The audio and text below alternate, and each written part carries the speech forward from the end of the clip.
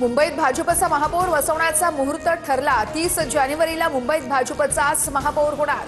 शिवसेनेच्या दबाव तंत्राला बळी पडणार नाही। भाजपच्या वरिष्ठ नेत्याची अनौपचारिक गप्पांमध्ये माहिती, सूत्रांची माहिती समोर।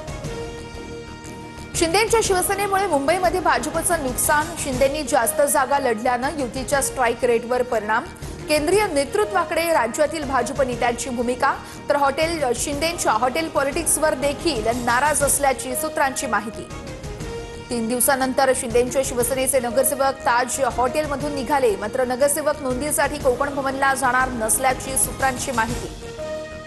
मुंबईच्या महापौर पदावरून आमच्यात कुठलाही वाद नाहीये। फडणवीस दावोसवरून आल्यानंतर चर्चा केली जाईल। मतांची प्रतारणा करून कुठलाही वेगळा निर्णय घेणार नाही। एकनाथ शिंदेंकडून भूमिका स्पष्ट। दिल्लीतून मुंबईचा महापौर ठरणार हा महाराष्ट्राचा अपमान। महापौर महायुतीचा होणार असेल तर सौदेबाजी कशासाठी, संजय राऊतांची टीका।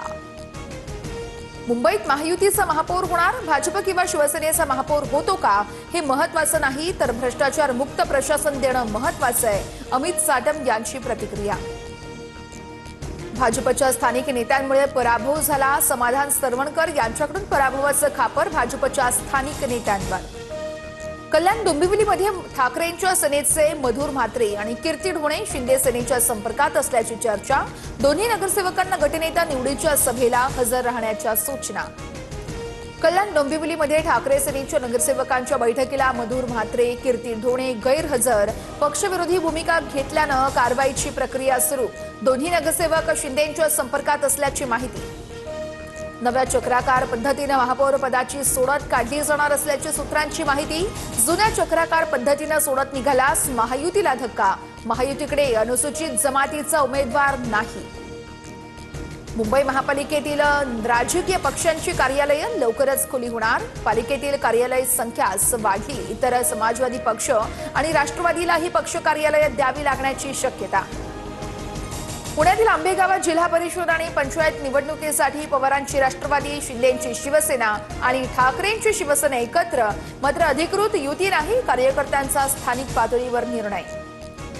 दावोसमध्ये मुख्यमंत्री देवेंद्र फडणवीसांचा डंका। वर्ल्ड इकॉनॉमिक फोरममध्ये फडणवीसांच्या नेतृत्वात लाखो कोटींच्या गुंतवणुकीसाठी सामंजस्य करार। करारातून लाखो रोजगार निर्माण होणार।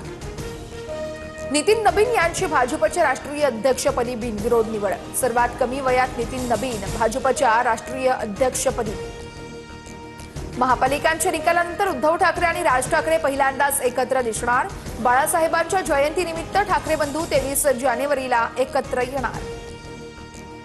मार्क्सवादी कम्युनिस्ट पक्षाचा लॉंग मार्च पालघर जिल्हाधिकारी कार्यालयावरती धडकणार। शेतकऱ्यांच्या नावावरती वनपट्टे व्हावेत यासह विविध 12 मागण्यांसाठी मोर्चाचं आयोजन।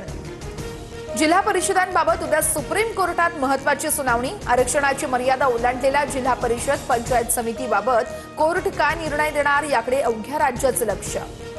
शिवसेना पक्ष आणि धनुष्यबाण चिन्हासंदर्भात सुप्रीम कोर्टात उद्या सुनावणी होणार। ठाकरे बंधू बीएमसीतील राजकारण फिरवू शकतील। सुप्रीम कोर्टातील एका निर्णयामुळे सुरू झालेला खेळ सुप्रीम कोर्टातच कधीतरी संपेल, असं असीम सरोदे यांचं ट्विट। कर्नाटकात बंगळुरूसह 5 महानगरपालिकांच्या निवडणुका मतपत्रिकेवर होणार। 25 मे नंतर कर्नाटकमध्ये 5 महानगरपालिकांच्या निवडणुका होणार। नाशिकच्या तपोवनमधील वृक्षतोडीला 20 फेब्रुवारीपर्यंत स्थगिती। लवादाने अहवाल सादर केल्याशिवाय कुठलंही झाड न तोडण्याच्या राष्ट्रीय हरित लवादाच्या सूचना।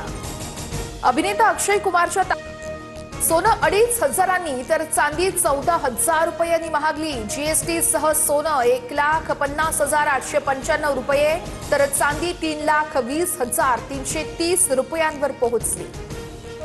नाशिकमध्ये मध्यधुंद टोळक्यांची पायी चालणाऱ्या पती आणि पत्नीला शिवीगाळ करत मारहाण। भर रस्त्यामध्ये महिलेच्या पोटात लाथही मारली। 5 जणांविरोधात गुन्हा दाखल, एक संशयित पोलिसांच्या ताब्यात। मुंबईसह राज्यामध्ये थंडीचा कडाका पुन्हा वाढणार। कुलाबा आणि सांताक्रूजमध्ये तापमानामध्ये 3 ते 4 अंशांपर्यंत घट होणार।